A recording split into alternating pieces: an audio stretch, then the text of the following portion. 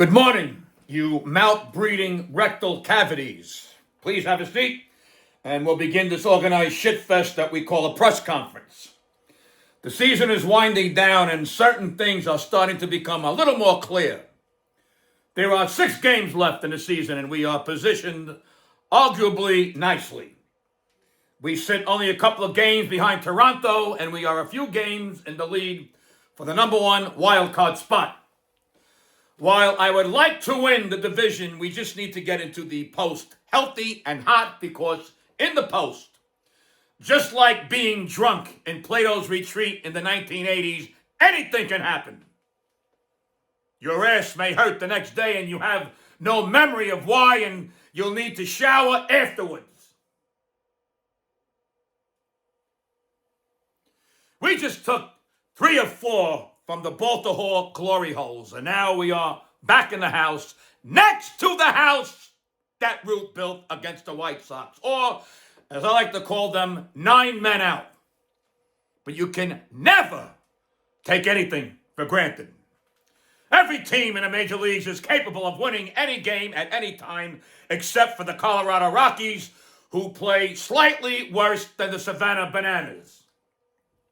Meanwhile, we are showing very strong signs of pitching and hitting well as we get closer to the postseason. Judge is back in MVP form. We have several dangerous hitters surrounding Judge. The starters are throwing strong, even if it's for 5 or maybe 6 innings, and we may have found our closer in Bednar. We are arguably healthy, and we need to stay that way. We could have 8 guys with 20 or more home runs if Volpe can poke 1 more, and 4 of those guys might have 30 or more home runs if Bellinger can poke 1 more. But we all know it's going to come down to the bullpen between the starting, leaving, and Bednar coming in. The starters are solid, but if they're going to consistently wear dresses and garter belts by only being able to pitch 5 innings, we are going to need 3 innings from that pen, especially in a short series against the better teams. And I've learned that Boone is a very good manager when we score more than 12 runs and give up less than 2.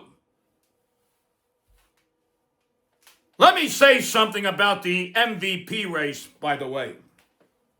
While Cam Raleigh has had a terrific year as a catcher, Judge's offensive stats are supreme across the board, and he deserves to win the MVP. Just because most catchers usually hit like 4-year-olds against Sandy Koufax doesn't mean Raleigh had a better year than Judge. He just did not. He just had a better year than most catchers. So I am hopeful that some of you nitwits who are in the Baseball Writers Association of America do the right thing and vote for Judge. Just because you are feeble-minded, fat-belly losers who wish you were athletic enough to play cornhole doesn't mean you can't understand how Judge had the better year. Print that! And by the way, it's hard not to see what's going on with the Mets and how they are now in a dogfight to make the playoffs. Hey, they have Soto, so they should just be fine.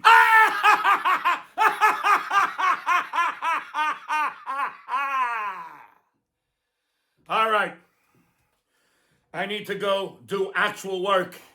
And you jokers need to go back to your cubicles and oil up your typewriters and sharpen your crayons.